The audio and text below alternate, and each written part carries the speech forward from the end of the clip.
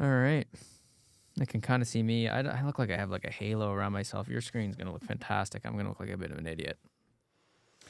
Well, Not out of the usual. same day. A Same thing lob every ball day. for you, man. You didn't even hit it. Okay. Trying to be What do you want? What kind of gentle intro with do you want to do here? Do you want to You know what?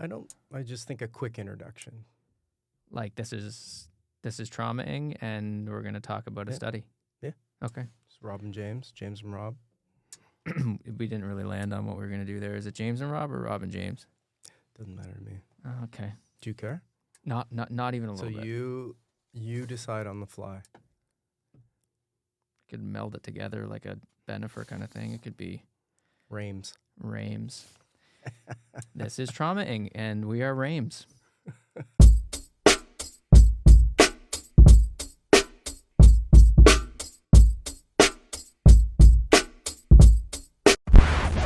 Today we're going to do a journal club. We're going to be talking about delayed sequence intubation.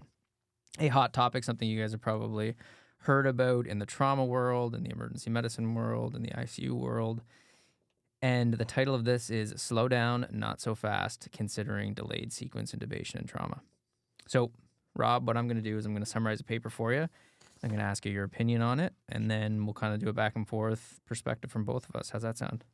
Sure. With a goal here of kind of coming out with something concrete that people can take back to their own practice of this is how we do things, this is how we think, and the pros and cons of the current topic. Is that what you're thinking? Yeah, and I think the important thing for us to recognize here is that we're going to review papers in this that might be either cutting edge, might not be sort of at the forefront of care, but they're considerations. We're going to review the evidence, we're going to evaluate it, and we'll provide some recommendation from our side of things. I love that. You know, I think most papers, you can't walk out of most papers after reading them and say, this is exactly how I'm going to do it. You have to take them into your practice. How would this actually work for you? And it opens up the discussion of your approach going forward. Totally. All right. Agreed. Yeah. All right, so this one is peri-intubation hypoxia after delayed versus rapid sequence intubation in critically injured patients on arrival to trauma triage, a randomized controlled trial in anesthesia. They couldn't think about some nice acronym to put that together into like one. No one remembers those anyway. From last year, though, right? May of 2023, very relevant new paper. So what did they do in this study? This was a prospective randomized control trial, and the groups were delayed sequence intubation and rapid sequence intubation. So as a little bit of context, what are we talking about when we talk about delayed sequence intubation? So historically, patients in the emergency department who are traumatically injured undergo a rapid sequence intubation, right? So we give the induction med, we give the paralytic right away in rapid sequential quick order, then the patient is apneic for a period of time, we intubate them. And the reason why we do this, Rob? Well, it allows you immediate access to the airway, gives you best look that you're going to get, and it decreases kind of your risk of aspiration, which is why we've traditionally used it. When I trained, we used thiopental. Oh, God, I don't even know what that is. Exactly. Neither do I anymore. In terms of what delayed sequence intubation is, essentially what we're talking about is a term to describe a modified RSI where ketamine is given first, some things happen, and then rocuronium is given. So ketamine, as we know, excellent choice for this kind of thing given its relative hemodynamic instability, fairly neutral in that sense, and also the patient would maintain their airway reflexes and spontaneous breathing up and into the point when we give them our paralytic, so rocuronium. And the idea there being that some things can be done. So those things are things like, in this paper, pre-oxygenation in a patient that would otherwise not tolerate the pre-oxygenation leading up to their intubation. And as we know, pre-oxygenation is super important in emergency department trauma intubations. All right. So again, what do they do? Two groups, delayed sequence versus rapid sequence intubation. The delayed sequence group got 1.5 milligrams per kilogram of ketamine. They had pre-oxygenation for 3 minutes. In this situation, they got succinylcholine, 1.5 milligrams per kilogram. For the RSI group, they had 3 minutes of pre-ox. Then they had IV ketamine, 1.5 milligrams per kilogram, and again, 1.5 milligrams of sucks. as in a rapid sequence. Groups are similar at baselines, and the outcomes that they looked at were incidence of peri-intubation hypoxia, so that was defined as a saturation less than 93%. They also looked at things like first pass success, use of adjuncts, any airway injuries, and some hemodynamic parameters, i.e. hypotension and bradycardia defined at a blood pressure less than 100 and a heart rate less than 60. Ready for the results? Yes. Peri-intubation hypoxia as the primary outcome in the delayed sequence group. So remember, giving ketamine, pre-oxygenating, then giving the paralytic was 8% versus RSI at 35%. Statistically significant p-value 0.001. Also saw a slight difference in first attempt success, or DSI, of 83%, RSI 69%. There was no significant difference in airway-related events. So, my questions for you, Rob. Based on this study, what are your thoughts? Are you currently using this strategy? What do you think? So, am I currently using this strategy? Not as it's written here. So, I currently don't give ketamine, wait 3 minutes, and then paralyze my patients for intubation. I'll use a modified delayed sequence approach where I'll give ketamine, do what I need to do for that patient to control them, and then I'll work my way into intubation at the appropriate time. So I do this exactly how this study describes it, and that's kind of that 3 minutes is where I would take issue with that. How about you? Do you kind of use it like that? Yeah, I mean, yes and no. I think that I probably have done it for this particular reason.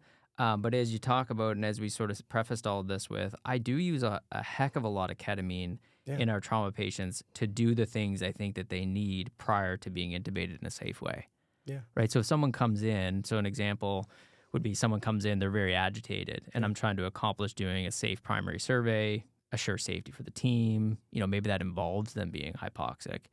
But they need some kind of intervention or assessment from me that they can't otherwise get without being dissociated. So I will, give them ketamine to dissociate them in that state, do the things I need to do. Maybe that's a primary survey. Maybe that's putting in a chest tube, giving them blood products, making it safe for them to be intubated. And then I'll crack on with the paralytic. Which is usually more than 3 minutes. Yeah. From what you just described, it's usually more than 3 minutes. Yeah. So I guess my, is this a well-done study? Yeah. Anytime you do a randomized controlled trial for intubation, it's impressive. And they looked at one approach versus another. And they've had some really interesting results of, number one, they decreased desaturation to 92 or below, and they increased first attempt success, which is amazing. My problems with this study are, number one, I think overall it doesn't exactly jive with our environment. So this was done by, all intubations were done by second-year anesthesia residents using something called the Bain system, which is something that we don't use in Nova Scotia outside the OR anyway. And they have a pretty low first attempt success rate overall, even excluding the patient population that I would want them to study, which is anticipated difficult airways. So they excluded all difficult airways by definition, or by definition which they didn't define. And so those are the patient population. That's the patient population that I would be most inclined to use this. They're using this in your general trauma patient with decreased level of consciousness. Probably not agitated. Yeah. Probably stable, which they were. They just had a low GCS.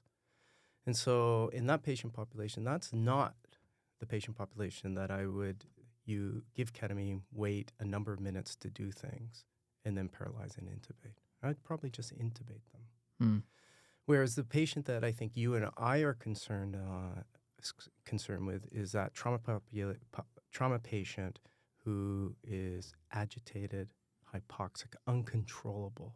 We need to control them and stabilize them before intubation. Yeah. Or they have a difficult airway. Those are and you need to do the exact same approach. That's not what this study looked at. And so that's why I'm like, is it something that actually is going to change my practice? Well, no, other than it does add to the literature on the topic. Sure. Yeah. I think what I'm hearing is that a lot of this is not externally valid. I think in terms of some of the internally validated or the internal validity components of this study that I was looking at was, one, a lot of essentially all of these patients were done with direct laryngoscopy. I wonder whether or not video laryngoscopy would have resulted in higher first pass success rates, right? And maybe these sort of differences between the two groups become a little bit more narrow. It's not clear to me whether or not there was bagging that happened during the apneic period. I think it's been well established based on that New England Journal trial, which we can link to in the show notes, that bagging during an apneic period is a safe thing to do. So if we were to do an RSI, the patient transitions into an apneic period, we could bag them and keep their stats up through that and potentially avoid having significant peri-intubation hypoxia. The other thing, and I think this is my sort of taking a step back and looking at this in terms of, what additional benefits might this approach have. One thing I do want to touch on is this idea of awareness in intubations as well as how ketamine is being dosed. So I'll give you two examples, Rob. So if you have a patient that comes in who's hypotensive, right? Like maybe that patient we were talking about earlier, hypotensive, but is aware from a GCS perspective, like they're not a head injury with a depressed GCS. And we're trying to get them controlled and ultimately moving towards an airway. Obviously, we're going to do the things to try to improve the blood pressure before we intubate them. But if someone were to choose what they think is a hemodynamically safe approach to intubating that patient and reducing their ketamine dose or reducing their induction agent on the basis of hypotension, which, first of all, I don't know that that's necessary, but it has become a very common trend in dose-reducing induction agents during RSIs. If we were to proceed with an RSI and dose reduce that medication, we have no idea whether or not that patient is adequately induced for that intubation. Versus if we decide that we're going to dose reduce and we do it in a delayed sequence manner, we now know the patient is adequately induced. The dose that we've given them is appropriate for eliminating awareness. Then we can proceed with giving the paralytic.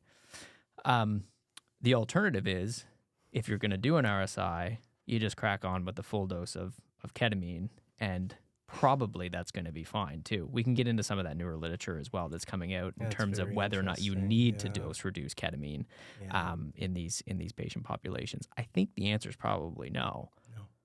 I think in my mind on that particular point is ketamine's the one drug, peri-intubation, resuscitation drug, sedation, analgesia that you don't need to dose reduce. Other than etomidate. Don't get me started with etomidate. Okay, carry on. We won't even go there because I don't need to see your head explode. I can already see the pulsatility in your veins. Now an artery. Yeah. No, as opposed to midazolam, fentanyl, propofol. Yeah. Those should be. I'm not going to say microdose, but 50% of the dose you use in kind of what the OR anesthesia literature is, because that only leads to misery. Ketamine, that we don't kind of see that. In fact, there's some downside to using lower dose. In my mind, that I've tried to, and that's something I've personally tried to use lower doses. You don't get to where you need to go with the patient. They're not dissociative. You cannot control them, and you end up giving more, and you just give them a prolonged period of being agitated, hypoxic, and therefore set them up for disaster when you're actually intubating them. I think the whole concept here that in my mind, and I kind of mentioned this, is we don't know what the pre-intubation resuscitation was for these patients. And what we're talking about is part of pre-intubation resuscitation. I think that's what delayed sequence intubation really is in our practice, is part of our pre-intubation resuscitation. Sometimes you need to control a patient to resuscitate them. Yeah. You shouldn't rush into that intubation as part of their resuscitation. It should be the planned thing. And we teach that in our trauma course, right? of yeah, you have to look at the airway to start, but it doesn't mean there's a definitive airway going in right from the start. Yeah. You plan for down the road of, okay, let's stabilize them first, and then we'll intubate them. Because if you run in to an intubation in someone who's not prepared for that information, who's physiologically fragile from hypotension, hypoxia, being agitated, hyperadrenergic, then they're just going to crash on induction. Mm-hmm. And they're going to go hypoxic, hypotensive, and possibly have an arrest. Yeah. So I guess the summary take home for this is, yes, this study showed an improvement in peri-intubation hypoxia if a DSI approach is used. We would actually take it a step farther, say, number one, this doesn't really change our practice because we're kind of already doing it, but we'd take an even broader approach and say the appropriate use of ketamine in a trauma resuscitation is to facilitate adequately resuscitating a patient, not just hypoxia, but decompression of the chest, giving blood products, doing an assessment for other life-threatening injuries before you then transition them to positive pressure and potentially make them even sicker. I 100% agree. Awesome. All right. Well, thank you guys for listening. For more free open access trauma-related content, subscribe to Trauma-ing on Apple Podcasts or wherever you get your podcasts, or tune in at www.trauma-ing.com. Thank you very much. Thanks, James. What do we call it? Rames? No. Job? Rames. I don't like that either. Signing off.